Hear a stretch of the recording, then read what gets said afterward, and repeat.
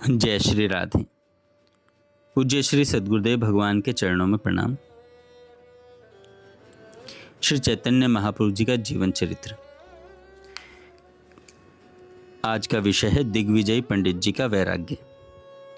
भोग में रोग का भय है, कुल बढ़ने से उसके च्युत होने का भय है, अधिक धन होने में उससे राज भय है, मौन होने में दीनता का भय है, बल में शत्रु का भय है, रूप में वृद्धावस्था का भय है, शास्त्र अभ्यास में वाद विवाद में हार जाने का भय है, गुणों में दुष्टों का भय है, शरीर में उसके नष्ट हो जाने का भय है। संसार के यावत पदार्थ सभी भय से भरे पड़े हैं, बस एक वैराग्य ही भय से रहित है। वैराग्य में किसी का भी भय नहीं। जिसकी जिह्वा ने मिश्री का रसास्वादन नहीं किया है, वही लोटा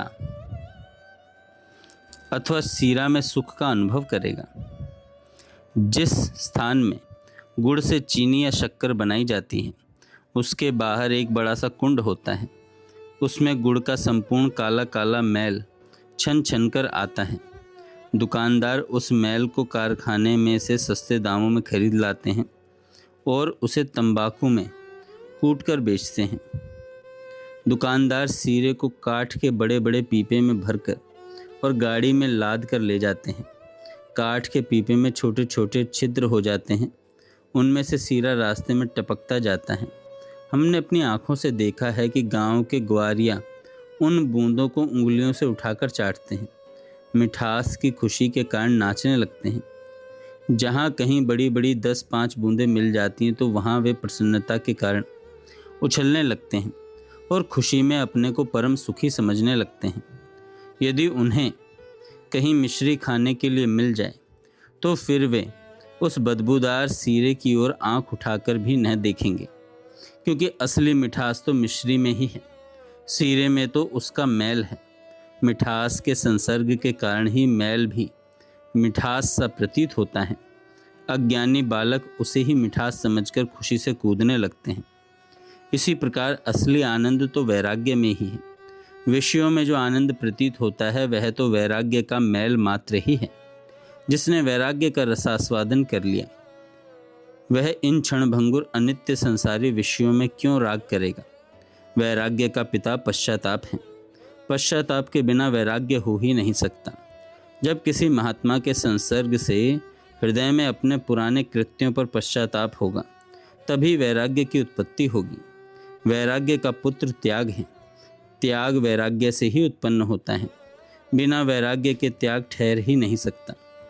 त्याग के सुख नाम का पुत्र है और शांति नाम की पुत्री है। शांति नाम की एक पुत्री है। त्याग से बढ़कर परम सुख कोई है ही नहीं। त्याग के बिना सुख हो ही नहीं सकता। भगवान भी कहते हैं, त्यागा शांतिरनंतरम। त्याग के अनंतर ही शांति की उत्पत्ति होती है। अतः इस पूरे परिवार के आदि पुरुष या पूर्वज जनक पश्चाताप ही है। पश्चाताप के बिना इस परिवार की वंश वृद्धि नहीं हो सकती। इसलिए तो सत्संग की इतनी महिमा वर्णन की गई है। महापुरुषों के संसर्ग में जाने से कुछ तो अपने व्यर्थ के कर्मों पर पश्चाताप होगा ही। इसलिए भगवती श्रुति बार बार कहती है, कृतम स्मर, किए हुए का स्मरण करो। असली पश्चाताप तो सर्वस्व के नष्ट हो जाने पर या अपनी अत्यंत प्रिय वस्तु के न प्राप्त होने पर ही होता है। जिन्हें परम सुख की इच्छा है और संसारी पदार्थों में उसका अभाव पाते हैं, वे संसारी सुखों में लात मारकर असली सुख की खोज में पहाड़ों की कंदराओं में तथा एकांत स्थानों में रहकर उसकी खोज करने लगते हैं। उन्हीं को विरागी कहते हैं। दिग्विजयी पंडित केशव काश्मीरी की हार्दिक इच्छा थी कि मैं संसार में सर्वोत्तम ख्याति लाभ करूं। भारतवर्ष में मैं ही सर्वश्रेष्ठ कवि और पंडित समझा जाऊं। इसी के लिए उन्होंने देश विदेशों में घूमकर इतनी इज्जत प्रतिष्ठा और धूमधाम की सामग्री एकत्रित की थी। आज एक छोटी उम्र के युवक अध्यापक ने उनकी संपूर्ण प्रतिष्ठा धूल में मिला दी। उनकी इतनी ऊंची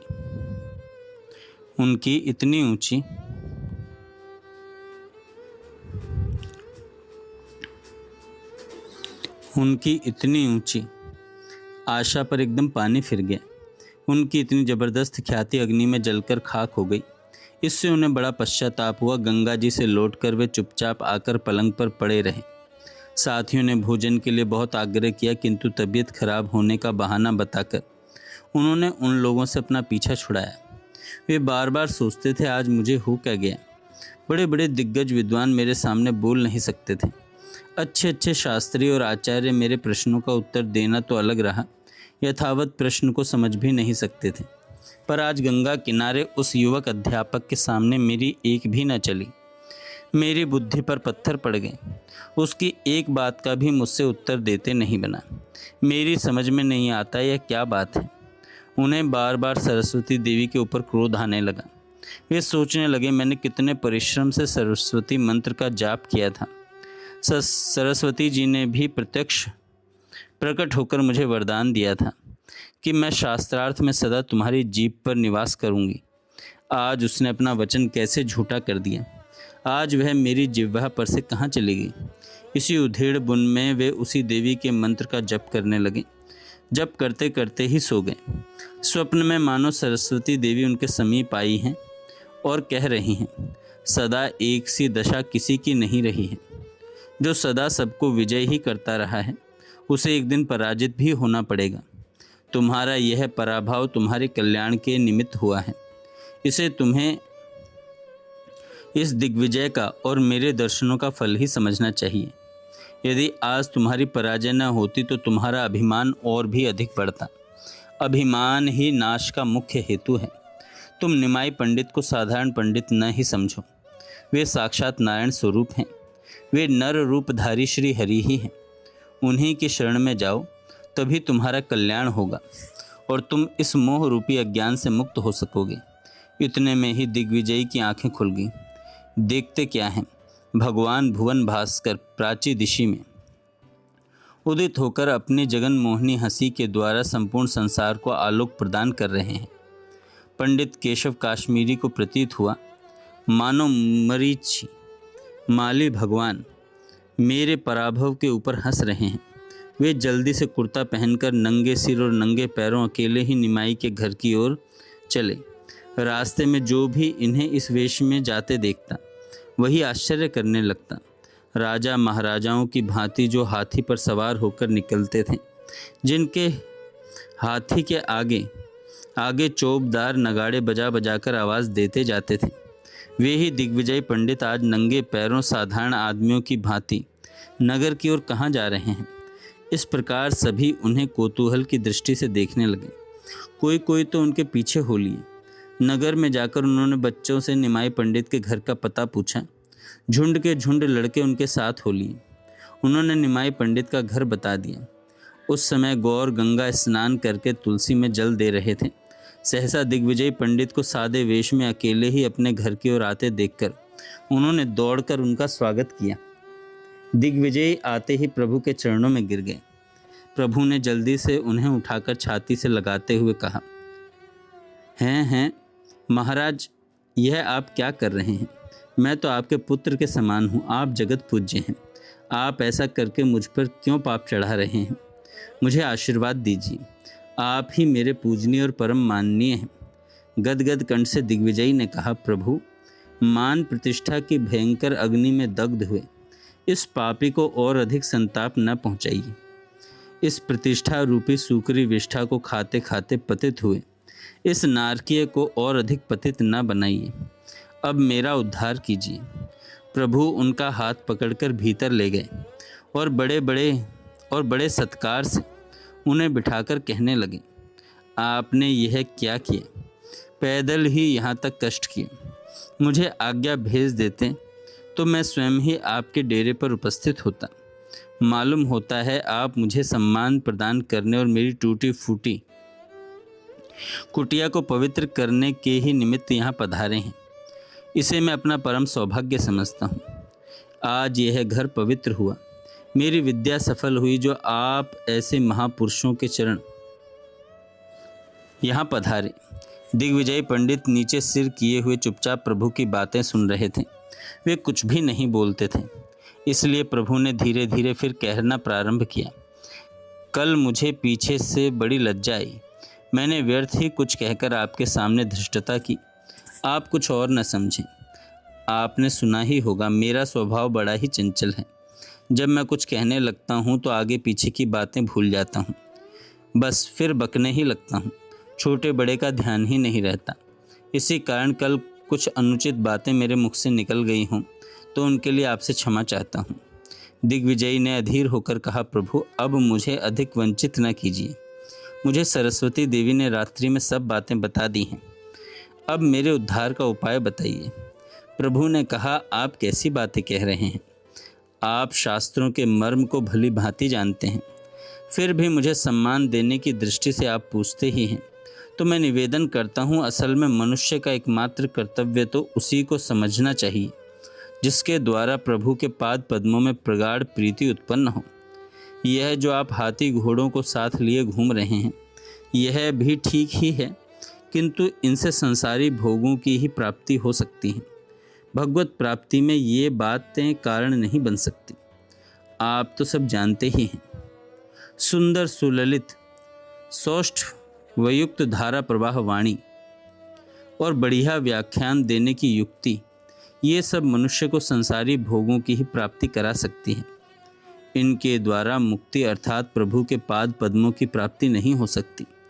संसारी प्रतिष्ठा का महत्व ही क्या है? जो चीज़ आज है और कल नहीं है, उसकी प्राप्ति के लिए प्रयत्न करना व्यर्थ है। महाराज भर्तहरि जी ने इस बात को भली भांति समझा था। वे स्वयं राजा थे। सब प्रकार के मान सम्मान और संसारी भोग पदार्थ उन्हें प्राप्त थे। उनकी राजसभा में बड़े बड़े धुरंधर विद्वान दूर दूर से नित्य प्रति आया ही करते थे, इसलिए उन्हें इन बातों का खूब अनुभव था। वे सब जानते थे कि इतने भारी भारी विद्वान इज्जत प्रतिष्ठा और अनित्य तथा दुख का मुख्य हेतु बताने वाले धन के किस प्रकार कुत्ते की तरह पूंछ हिलाते रहते हैं। इन्हीं सब कारणों से उन्हें परम वैराग्य हुआ और उन्होंने अपनी परम अनुभव की बात इस एक ही श्लोक में बता दी है।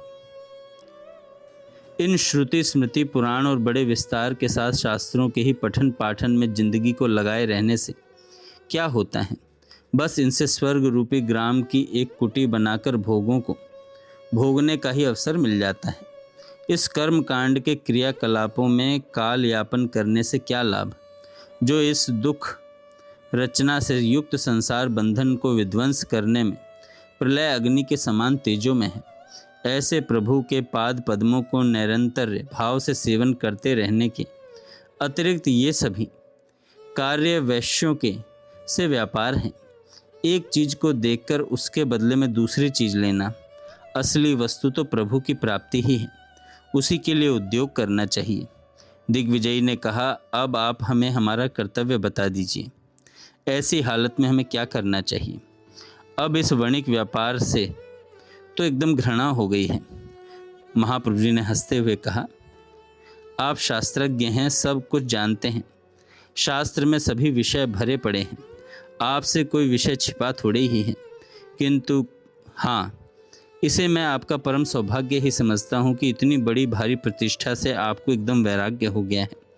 लोग पुत्रेषणा और वित्तेषणा को तो छोड़ भी सकते हैं, किंतु लोकेषणा इतनी प्रबल होती है कि बड़े बड़े महापुरुष भी इसे छोड़ने में पूर्ण रीति से समर्थ नहीं होते। श्री हरि भगवान की आपके ऊपर यह बड़ी असीम कृपा ही समझनी चाहिए कि आपको इसकी ओर से वैराग्य हो गया। मैं तो परम सुख स्वरूप प्रभु की प्राप्ति में इसे ही मुख्य समझता हूँ। धर्म का आचरण करो। विषय वासना रूपी जो लोक धर्म है उन्हें छोड़ दो। धर्म भजस्व सततम त्यज लोक धर्मान, सेवस्व साधु पुरुषान जहि काम तृष्णा, अन्यस्य दोष गुण चिंतन माशु मुक्त्वा, सेवा कथा रसमहो नित्राम पिबत्वम्। अन्यस्य दोष गुण चिंतन माशु त्यक्त्वा, सेवा कथा रसमहो नित्राम पिबत्वम्। धर्म का आचरण करो और विषय वासना रूपी जो लोक धर्म है उन्हें छोड़ दो। सत्पुरुषों का निरंतर संग करो और हृदय से भोगों की इच्छा को निकालकर बाहर फेंक दो। दूसरों के गुण दोषों का चिंतन करना एकदम त्याग दो। श्री हरि की सेवा कथा रूपी जो रसायन है उसका निरंतर पान करते रहो। बस इसी को मैंने तो मनुष्य मात्र का कर्तव्य समझा है। इसके अतिरिक्त आपने जो समझा हो उसे कृपा करके मुझे बताइए। श्रीमद् भागवत के महात्म का यह श्लोक केशव पंडित ने अनेक बार पढ़ा होगा, उसका प्रयोग भी हजारों बार अपने व्याख्यान में किया होगा, किंतु वे इसका असली अर्थ तो आज ही समझें। उनके कानों में यह पद अन्यस्य दोष गुण चिंतन माशु त्यक्त्वा सेवा कथा रसमहो नित्राम पिबत्वम बार बार गूंजने लगा। प्रभु की आज्ञा लेकर और उनके उपदेश को ग्रहण करके दिग्विजय पंडित अपने डेरे पर आए। उनके पास जितने हाथी घोड़े और अन्य साजबाज के सामान थे वे सभी उन्होंने उसी समय लोगों को बांट दी और अपने सभी साथियों को विदा करके वे भगवत चिंतन के निमित्त कहीं चले गए। इनका फिर पीछे किसी को पता नहीं चला। दिग्विजय के पराभव से सभी लोग निमाई पंडित की बड़ी प्रशंसा करने लगे और सभी पंडितों ने मिलकर इन्हें वादी सिंह की उपाधि प्रदान करना चाहा। इस प्रकार निमाई पंडित की ख्याति और भी अधिक फैल गई और उनकी पाठशाला में अब पहले से बहुत अधिक छात्र पढ़ने के लिए आने लगे। जय श्री राधे। आगे हम कल सुनेंगे।